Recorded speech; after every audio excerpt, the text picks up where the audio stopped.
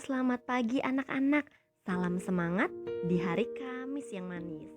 Nah, anak-anak, hari ini kita mau bersama-sama belajar tentang anggota keluargaku. Tapi sebelum belajar, Ibu mau memberitahu apa sih tujuan pembelajaran kita hari ini?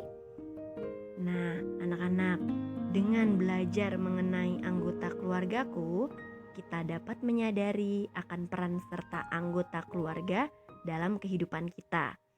Yang kedua, kita dapat merasakan cinta kasih antar anggota keluarga yang merupakan wujud cinta Allah yang hadir secara nyata.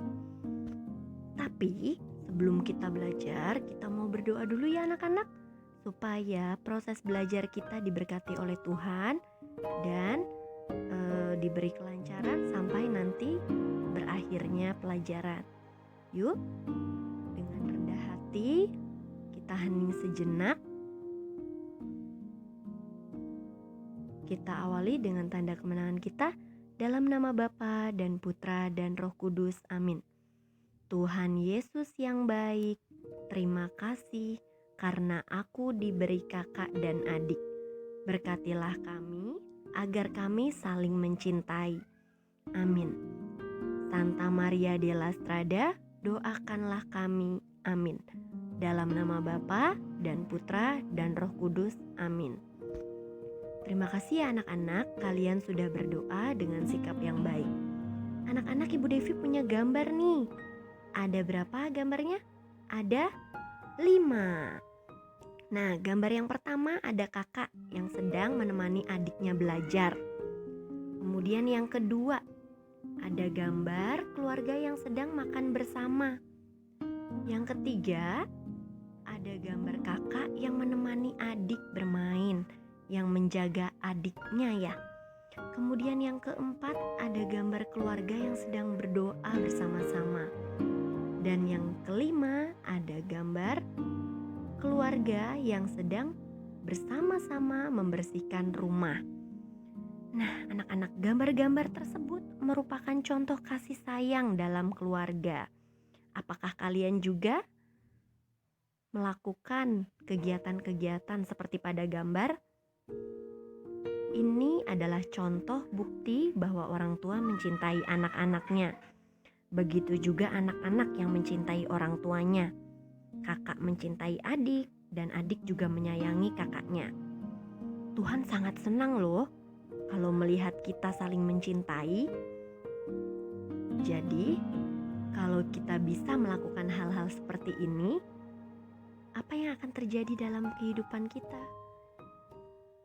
Iya betul, kita hidup dalam kasih. Kita hidup penuh dengan sukacita. Anak-anak, Ibu Devi mau menceritakan kisah dari kitab suci. Siapa yang mau dengar? Ya, asik, semuanya mau dengar ya. Kalau kalian lihat urutan gambar ini, kalian sudah tahu belum kira-kira siapa ya yang akan Ibu Devi ceritakan? Wah, hebat, sudah ada yang tahu. Jawabannya, ya, Ibu Devi hari ini mau bercerita tentang Yusuf yang mengampuni saudara-saudaranya. Nah, anak-anak, Yusuf itu punya ayah namanya Bapak Yakub. Bapak Yakub itu punya banyak sekali anak-anak. Ada 12 anaknya. Nah, Yusuf adalah anak yang ke-11. Bapak Yakub sangat menyayangi Yusuf. Suatu hari Yusuf diberi jubah yang indah.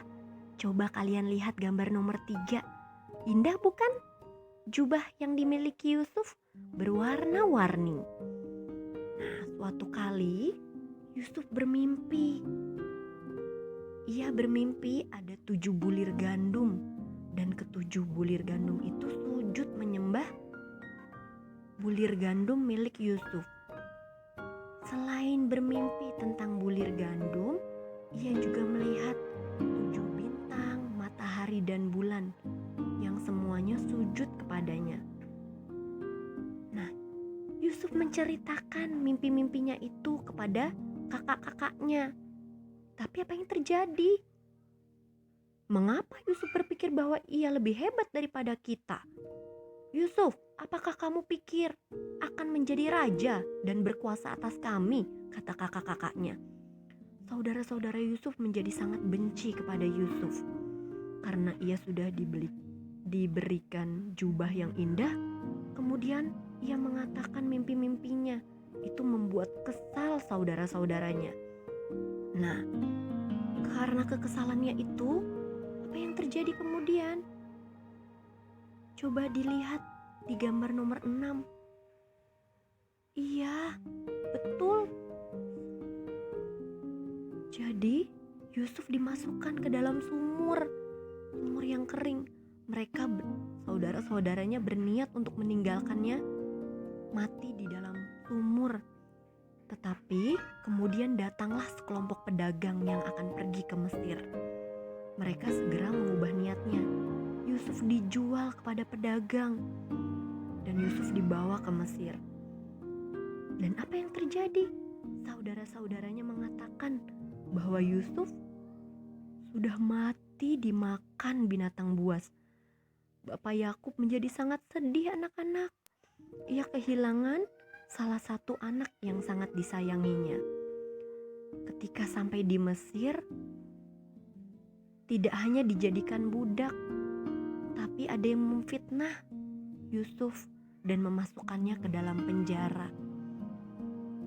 Yusuf menjadi sangat sedih, tapi ia percaya bahwa Allah akan menolongnya. Di dalam penjara, apa yang dilakukan oleh Yusuf? Ternyata Yusuf bisa mengartikan mimpi-mimpi. Para penjaga minuman, para penjaga roti yang menanyakan arti mimpinya kepada Yusuf ternyata benar-benar terjadi. Apa yang diceritakan, apa yang diartikan oleh Yusuf benar-benar terjadi kepada dirinya. Nah, suatu hari Raja Mesir, siapa namanya? Ya, Raja Firaun mengalami mimpi yang ia tidak tahu artinya apa. Kemudian penjaga minuman yang dulu pernah dibaca mimpinya mengatakan bahwa Yusuf dapat membaca arti mimpi. Kemudian Raja Firaun tersebut memanggil Yusuf, membawanya ke istana. Kemudian ia meminta Yusuf untuk mengartikan mimpinya. Raja Firaun sangat senang. Akhirnya ada orang yang tahu arti mimpi itu apa, dan semuanya menjadi nyata. Akhirnya Yusuf diangkat menjadi penanggung jawab penyimpanan makanan di Mesir. Yusuf bekerja sangat giat. Ia salah satu kepercayaan Raja Firaun. Suatu hari terjadi musibah kelaparan di Kanaan.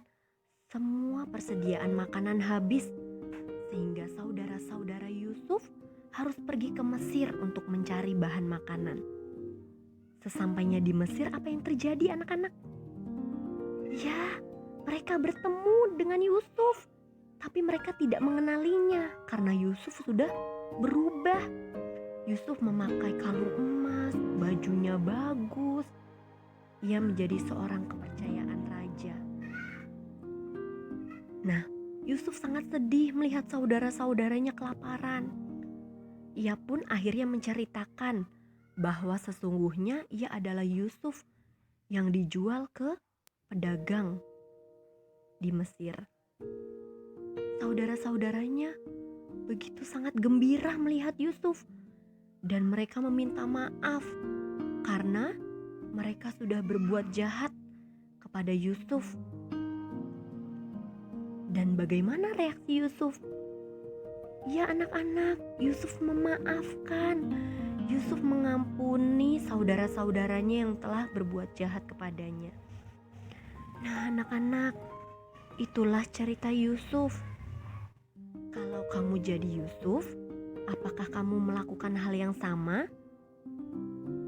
Atau kamu akan membenci saudara-saudaramu karena sudah berbuat jahat kepadamu? Mari bersama-sama kita merenungkan. Kalau aku jadi Yusuf, apa yang akan aku lakukan? Apakah aku aku masih bisa mencintai saudara-saudaraku yang berbuat seperti itu? Apakah aku bisa mencintai anggota keluargaku?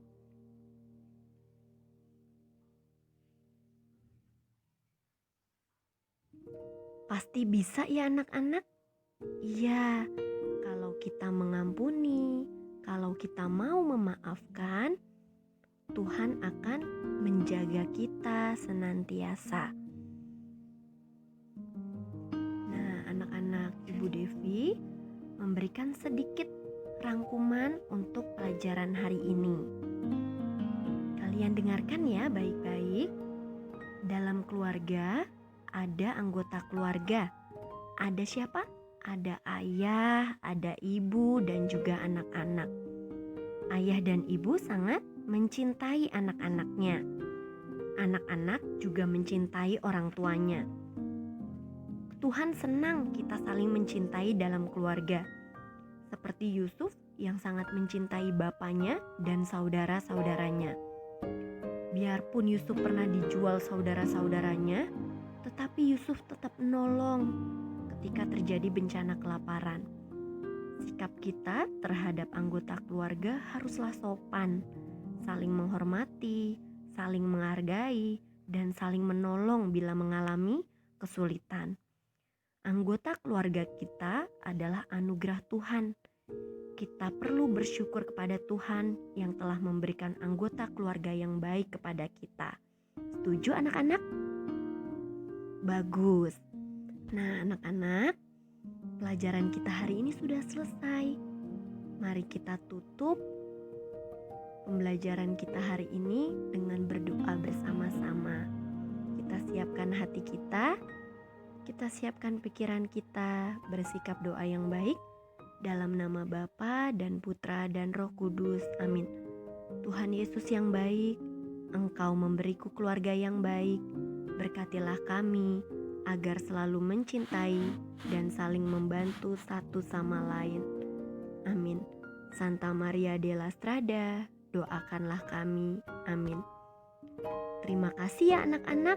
Kalian sudah mengikuti pelajaran agama dengan sangat baik. Ibu guru sangat senang. Kalian tetap belajar dari rumah ya. Biar ibu guru yang menemani kalian dari sekolah. Salam sehat, salam semangat. Jangan lupa lihat tugas agama di Google Classroom. Kemudian boleh kalian upload di Google Classroom. Sampai di sini ya anak-anak. Terima kasih. Selamat mengerjakan tugas. Tuhan Yesus memberkati. Amin.